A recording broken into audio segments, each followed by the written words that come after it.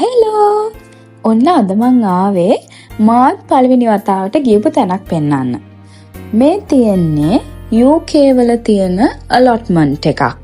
එහෙම නැත්තම් අපි සල්ලි දීලා ගත්ත පුංචි ඉඩම් කොටසක් වගේ දෙයක්. මේකෙදි අපි කරන්න ඕනේ local council එකට අවුරුද්දකට ගාණක් ගෙවලා අපි slot එකක් වෙන් කරගන්නවා මේ ටික අපිට කියලා.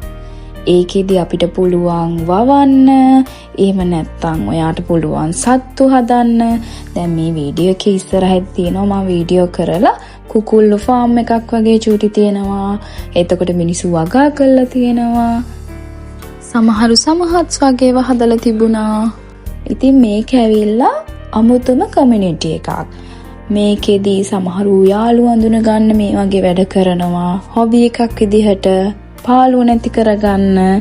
හරියටම ඉතින් අපි ලංකාවේදී નિરાයාසයෙන් මල් පැලයක් හදලා, එළවලු පැලයක් හදලා අපි ෆ්‍රෙෂ් අපි ගන්න ඵලය දැකලා සතුටු වෙනවා වගේ වයිබ් එකක් තමයි මේ රටේදී අපිට ඒක කරන්න අමාරුයිනේ ගොඩක් වෙලාවට.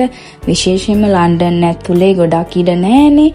ඉතින් ඒ නිසා අපිට ඒ එක්ස්පීරියන්ස් එක ගන්න මේ මිනිස්සු සල්ලි දීලා වෙන් කරගත්ත චූටි ඉඩම් කොටසක් තමයි මේ තියෙන්නේ. ඒ කියන්නේ ඒ ඉඩම් කොටස් වලින් හැදිච්ච ලොකු ඒරියා එකක් මෙතන තියෙන්නේ.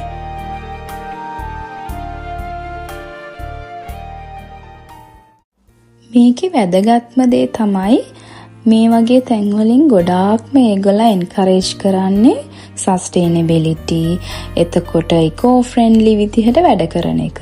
ගොඩක් වෙලාවට මෙතන වතුර පාවිච්චි කරන්නේ ඒගොල්ලන් බැරල්ස් කපලා හදා ගන්නවා, රේන් වෝටර් කලෙක්ට් කරගෙන ඒවෙන් තමයි වතුර දාන්නේ තමන්ගේ පැලවලට. ඉතින් තව තිබුණා ඒ වගේ මී මැසි පෙට්ටි, තව ග්‍රීන් හවුස්, කොම්පෝස්ට් බින්, මේ හැම දෙයක්ම ඉකෝ ෆ්‍රෙන්ඩ්ලි විදිහට තමයි ගොඩක් වෙලාට කරන්නේ. කියන්නේ කඩෙන් ගෙනල්ලා පොර දාලා ඒ වගේ නැතුව තමන්ගේ ගෙදරම තියෙන කුණු එකතු කරලා. ඇත්තටම කිව්වොත් මේක අපේ රටවල් වලට මහා ලොකු දේවල් නෙමෙයි. මේවා අපි අපේ රටේ අපි එදිනෙදා ජීවත් වෙනකොට ඉතින් සාමාන්‍යයෙන් මෙහෙම තමයි ජීවත් වෙන්නේ නේද?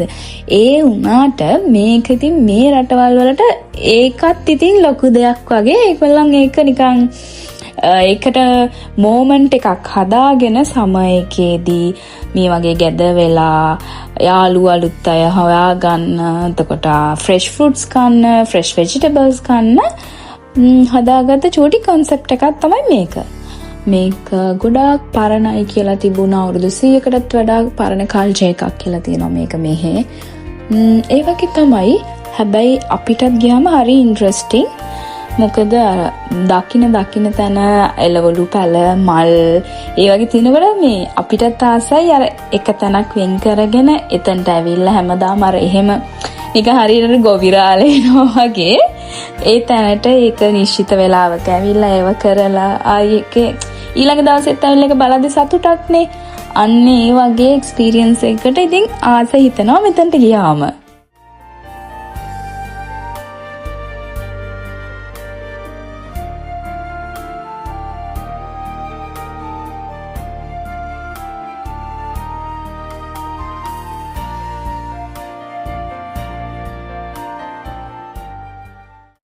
තව හොඳම දෙයක් තමයි තමන්ගේ ස්ට්‍රෙස් එක රිලීස් කරන්න. කියන්නේ ඒකාකාරී විදියට හැමදාම වැඩ කරලා නිවාඩු දවසට පොඩ්ඩක් ගිහිල්ලා මේ වගේ තැනක ඒක එන්ජොයි කරන්න කැමති අයත් ඉන්නවනේ. ඉතින් සමහරුන්ට නම් ඉතින් එහෙම වෙලාවක් තියනවාද කියලා හිතනවා. බට් ඉතින් සමහරු අර ගොවි මහත්තයෝ වගේ මැද්දටම ටී-ෂර්ට්ස් ගලවලා වතුර බාල්දි උස්සගෙන හැට්ස් දාගෙන ඉතින් අර මෙහෙම ඉන්න මිනිසුන්ට නම් ඇත්තටම මේක තවත් පුදුමයක් වගේ වෙන්නේ නැද්ද? දැන් අපිට නම් ඒක ඇත්තටම හරිම නෝමල් දෙයක්. මොකද ඉතින් අපේ රටවල ඔය වගේ අපි ඕන තරම් දැකලා තියෙනවනේ.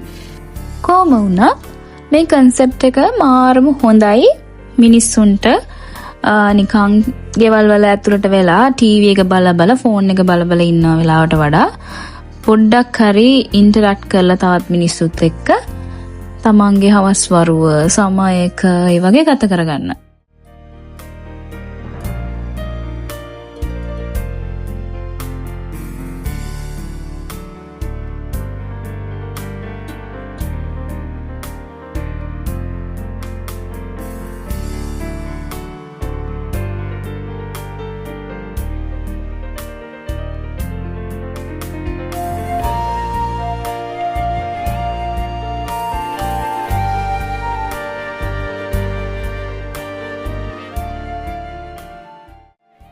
මම දැක්ක තව දෙයක් තමයි මේ ස්ලොට්ස් වල හදන එළවලු සමහරු කලෙක්ට් කරලා බොක්සස් වල දාලා මේ පාර අයිනෙන් තියනවා මේ තැනට ළඟින්ම තියෙන පාර අයිනෙන් තියනවා කැමති කෙනෙක්ට ෆ්‍රී අරගෙන යන්න කියලා.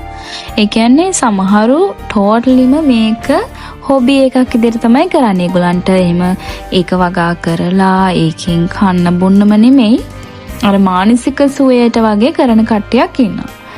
ඉතින් ඒක හරිම ඉන්ට්‍රෙස්ටිං ඇත්තටම නිකන් ඒක දානයක් වගේත්නේ. ඒක ෆ්‍රෙෂ්. එතකොට වාසවිස නැති කෑම ටිකක් තව කාට හරි ෆ්‍රී ගෙනියන්නත් ඒ වගේ තැනුත් අපි දැක්කා. ඒක දැක්කහම මටත් හිතුණා අපිටත් එකක් ගන්න තිබ්බනම් හොඳයි කියලා. හැබැයි ඉතින් මං වගේ නම් ඔහොම දැකලා ආසාවට ගත්තට සමහර විට වතුර දාන්න එන්න කම්මැලි වෙන්න පුළුවන්. එතකොට මට වෙන්නේ රිමෝට් එකකින් වගේ තමයි වැඩ කරන්න වෙන්නේ. මට ඩිප් ඉරිගේෂන් සිස්ටම් ආයි කරලා ඉතින් එතකොට ඕක ගන්න එකේ තේරුමක් නැති වෙනවා. ඈතින් ඉඳන් වතුර දාලා එහෙම බලා ගන්න එකක් වෙන්න පුළුවන්. ඒ නිසා දැක්ක පළියට බඩු ගන්න හොඳ නැහැ. මේ ඇයි දන්නවද ළමයි මම මේ වගේ නහය වහගෙන යන්නේ? ඒ ගස් වලින් නිකන් පොලන් වගේ වැටෙනවා මල් රේණු වගේ. දැන් මේ සමයකට ඒක හරිම නෝමල්. ඒව අපේ නහයට යනවා. ඊට පස්සේ සමහරුන්ට හේ ෆීවර් කියලා එකක් හැදෙනවා. ගොඩක් අය දන්නවා ඇති ඇස් වලින් කඳුළු එනවා. එතකොට සෙම වගේ හැදෙනවා. මට ටිකක් හැදුණා මේ දවසේ නෙමෙයි.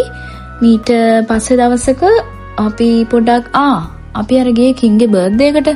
අන්න එතනදි මම ඉතින් පැය ගාණක් වේටින් හිටියානේ. එතකොට මට ඒ වටේ තියෙන ගස් වලින් එහෙම වෙලා කියන මං හුස්මගෙන මට ඒ වගේ වුණා. ඒක හරිම අමාරුයි ඇත්තටම. මෙන්න මේ පැරල්ස් දැක්කම ඔයගලන්ට මොකද මතක් වෙන්නේ? මට නම් මතක් වෙන්නේ පිස්සු පූසා. මතකද පිස්සු පූසා කාටුන් එකේ මේ වගේ ඩස්බින් තියෙනවා. ඉස්සර නිකන් කාටුන් වල ඇඳලා තියෙන මේ වගේ ඩස්බින්.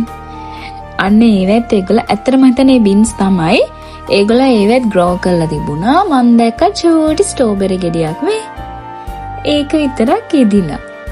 ඉතින් හරිම මේ ආස ඇති ඉතින් අයිතිකාරය අහම් බලන්නේ. මම ඉතින් අල්ලුවේවත් නෑ හොඳේ.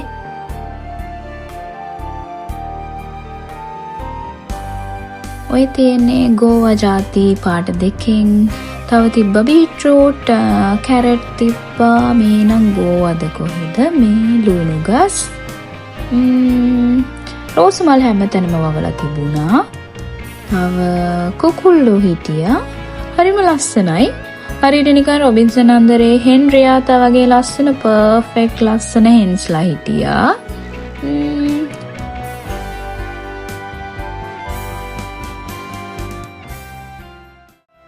මේ තියෙන්නේ මං අර කිව්වා වගේ රේන් වෝටර් කලෙක්ට් කරන ටැංක් එකක්. මේ උඩත් නිකන් රොඩු එහෙම වැටිලා තියෙන ඒවා කවර් කරලා එහෙම නෑ. ඒ කියන්නේ හරිම සාමාන්‍ය විදිහට නෝමල් විදිහට තමයි මේ ඒවා වෙන්නේ. ඇත්තටම අර ගැමි පරිසරයක් රික්‍රියේට් කරනවා වගේ දෙයක් තමයි මෙතන වෙන්නේ. සහ මේ තියෙන මල් පාත්ති. එතකොට මේ චූටි බබෙක් කෙනෙක් දැනන්ද කොහොමද ස්කූටර් එක තිබුණා. ඕම තමයි ඉතින් හරිම යුනික්. එක එක්කෙනාගේ ස්ලොට් එක එක විදිහට කවුරුත් අර නිකන් එකම විදිහට කොපි කරලා වගේ නිකන් ස්කීම් එකක් වගේ එකම විදිහට එහෙම පොඩ්ඩක්වත් තිබුණේ නැහැ. මේ හරිම ලස්සන තිබ්බා. සමහර තැන්වල නිකන් ඔන්චිල්ලා වගේ තිබුණා. සමහර තැන්වල හැමොක්ස් වගේ තිබුණා. ඒ වගේ මාරම ආසයි වෙනවා. හරිම මේක ලොකු වෙරයිටි එකක් තියෙනවා.